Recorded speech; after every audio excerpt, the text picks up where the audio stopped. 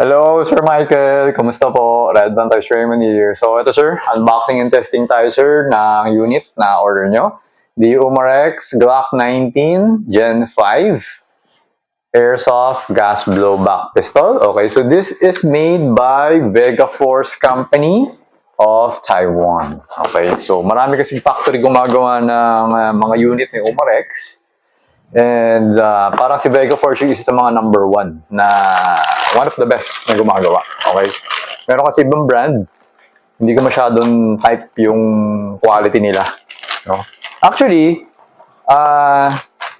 dalawa yung brand na kinikerry natin, GHK at si BFC. Si GHK kasi, one of the reason why kinikerry natin siya is medyo kakaiba yung design niya. Yung trigger niya kasi ibang klase. Matigas kasi yung trigger niya. So, parang ginagaya niya yung real firearm. Si BFC, yung pagkakagawa niya kasi is parang standard airsoft. Yung parang standard na typical na airsoft na yung trigger, yung mechanism, parang ganun. Pero, hindi rin siya exactly the same as sa iba. Pero parang same lang siya. Kasi yung trigger niya, yung parang malambot lang yung trigger. Parang ganun. Okay. So, meron ibang brand na ganun din yung design. Hindi ko masyadong type.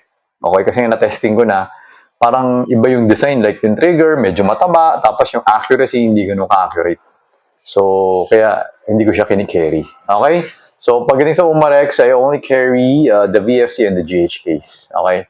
Yung ibang brand, hindi muna. Okay, pagka nakita ko na maganda na, saka na ako mag-carry. Alright, so ito yung Gen 5. Yan, VFC. Okay, so official licensed product, no? So, removing the mag. Ayan, yung magazine. Okay. So, what comes in the box is so meron siyang tool pang-adjust ng hop-up na nasa harap. Tapos, meron siyang manual. Okay. So, saka to. Yan, parang, ano to eh, yan, Vega Force Company. Made in Taiwan. Alright? So, yan. So, always remember to keep your trigger finger out. Make sure that the muzzle is always pointed at the safe direction. Okay? Yan. Okay? So, yan. So, ngayon, kaya natin ng BB. Okay? So, siguro mga ilang pieces ba? 8 pieces. Okay. So, ngayon lalagyan natin ng gas. Mali. Nasa likod na pala. Akala ko nasa ilalim pa. Sa likod. Okay. For the Glock 19, nasa likod na yung design. Alright. So, ngayon, what we're going to do is basically, we're just going to do an FPS test. Tapos, at the same time, blowback test na rin. Papakiramdaman natin yung blowback. Usually naman kasi pag okay yung blowback, okay yung FPS. Okay, so ganun na naman siya talaga. Alright, so, tapos accuracy test tayo. Alright, so ayan, inserting ito nga pala, wait, before, ayan yung Gen 5, no, ayan. Flared yung parang magwell niya. Ambidextrous, yung slide stop or slide catch. Okay, tapos to, syempre, latest version, meron na rin front serration. Front and rear serrations. Okay, so latest version ng Gen 5 ng mga Glocks, no? Okay. Alright, so firing. Lakas! For a Glock 19, 354. Okay, kasi usually pagka Glock 17 yung 350. Pagka Glock 19, mga nasa 300 dun, 310. Pero for this one, lakas Lakas lakas yung blowback. 343.9. 331.9. Lakas niya, solid. Kumbaga, it's a really good pang training, pang practice. Okay siya. Yun lang, syempre, yung trigger na kasi malambot compared sa tunay na firearm. Actually, kasi alam ko yung tunay na firearm, matigas yung dulo. Parang malambot lang din pag nagpo-pull. Diba? Parang nagpo-pull ka, malambot, tapos biglang sa dulo, matigas. Ito kasi, parang ano siya eh, parang hindi ko ma-explain eh. Basta parang may hinihila ka kasi, yung trigger niya parang may hinihila, tapos may nire-release eh. Medyo iba siya ng konti. Pero kumbaga, ang point naman kasi is, pag nagpa-practice, kaya nga maganda, pag nagpa-practice ng mga airsoft, isa-isa lang. Kumbaga, ibig sabihin ng isa-isa lang is point, pang, pang, pang. Parang ganun. Para yung more or less yung effect same sa real firearm. Kasi, syempre, ang real firearm, malakas ang recoil eh. Okay? Ang airsoft, mas mahina yung recoil. So, pag nagpa-practice ka ng double tap sa airsoft, hindi mo siya ma-apply sa real firearm. Okay? Unlike pag isa-isa lang, pag piso-piso, one target, one shot, one target, one shot, ma-apply mo siya sa real firearm. Kasi more or less yung transition mas mabilis eh.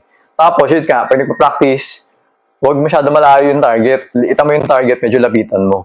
Kasi ang airsoft, mabagal yung lipad ng bala. So kapag bumaril ka, inantay mo pa, alam mo yun, so matagal yung travel. Pag medyo malapit, kahit pa paano mas mabilis. Ganun siya. So, mga 4 meters siguro, 3 meters, mga ganun. 2 meters, pwede rin. Actually to 2.3 meters yung target box natin. Pwede na to eh. 2 meters. Liitan mo lang, gumawa ka ng mga box. Yan, pang, pang, pang, pang. Na practice. Alright? So, ito, accuracy test na tayo. So, ang gagamitin kong bilog is the third one na nasa taas, upper left, no? So, third from the left. Topmost row. Okay, so, I'll take a picture and then I'll send it to you. Para at least more or less may idea ka kung diretso ba yung baril or tabingi o sa left side, sa right side, something like that. Importante kasi pag ganun. Diretso. Hindi pa pwedeng pag ganun. Kasi syempre, tayo pag nagpo-point tayo ng baril, diretso eh. Tapos sabay, alangan namang gaganunin mo yung baril para tamaan mo yung nasa gilid or gaganunin mo, diba? Walang ganun. So, nagpo-point tayo diretso, importante. Yung, ano ba to?